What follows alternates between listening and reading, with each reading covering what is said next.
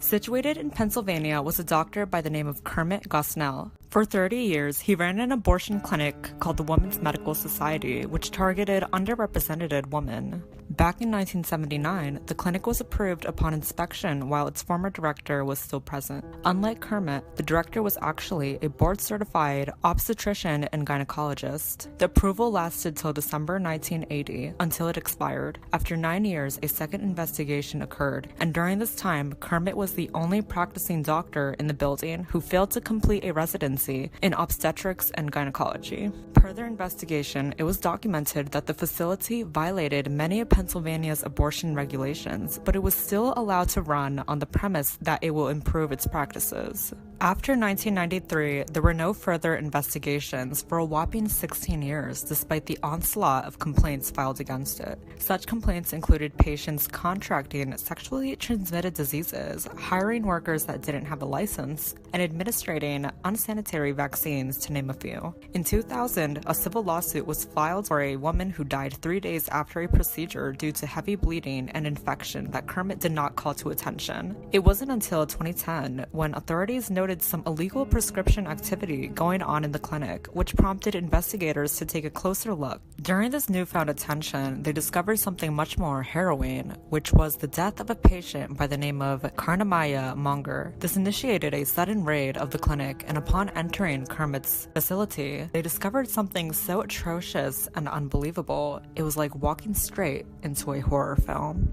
When they entered the clinic, they described the scene as disgusting, filthy, and outdated. They saw blood, urine stains, and cat feces everywhere. Nearby, they heard the cries of pain from improperly sedated patients after being handled by unlicensed staff who had no medical knowledge of any of the drugs they were providing. One of the workers referred to the medicine as, quote, the blue one and the pink one, end quote. All of the recliners, blankets, and equipment were dirty, used, and stained with blood. But the most gruesome discovery of all were the remains of babies who were past 24 weeks in age. According to Pennsylvania law, abortion is prohibited after 24 weeks because the baby is likely viable. The manner he had stashed his baby's remains was quite disturbing. The investigators found remains in bags, orange juice cartons, cat food containers, and milk jugs, to name a few. They also found a row of jars that just contained baby's feet. In the lower level of the building, they found a baby in the freezer, its body completely intact. Altogether, there were at least 47 baby remains spread throughout the clinic.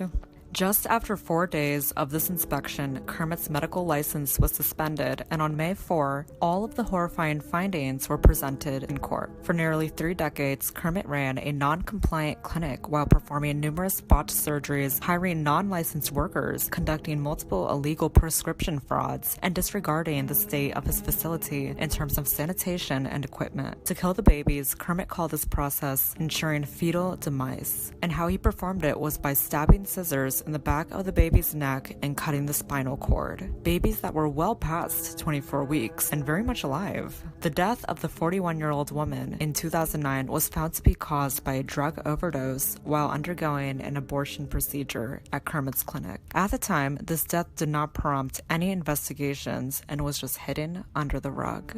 In May 2013, 72-year-old Kermit was charged with 3 counts of first-degree murder for 3 babies, known as Baby A, Baby C, and Baby D. Kermit's lawyer argued that during these abortions, Kermit administered a drug in the utero which caused the heart to stop, resulting in stillbirths. As such, he claims that the babies were not alive when Kermit ensured their demise. Additionally, he also insists that any movements that witnesses have reported to seeing were merely involuntary spasms and actually didn't indicate a baby being alive at all. Despite these arguments, the jury found Kermit guilty for murdering 3 babies. Kermit waived his right to appeal the sentencing on terms that the prosecutors don't seek the death penalty. He was sentenced to life without the possibility of parole.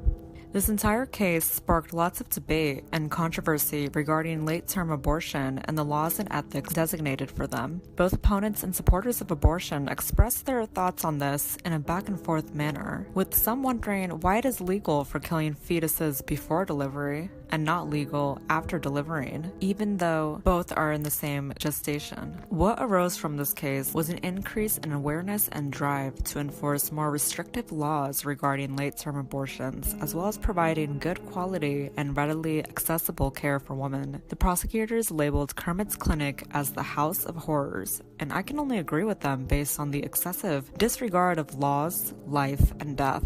A gravesite labeled the Gosnell babies was established for all the babies who died by the hands of Kermit, with a sign reading, quote, "In memory of the babies that were lost at 3801 Lancaster Avenue," end quote. This case was for sure gruesome and extraordinary, given the grave details about a doctor who murdered living babies and committed prescription frauds to gain the most money possible. We come to doctors because we trust their guidance, empathy, and attentiveness they provide for our health. But in the bunch, there are complete monsters who lack regards to their patients' well-being, and such an example is Kermit Gosnell. What do you all think about this case and the debates it spurred? I look forward to reading your guys' thoughts in the comments section, and please remember to like, share, and subscribe for more interesting content.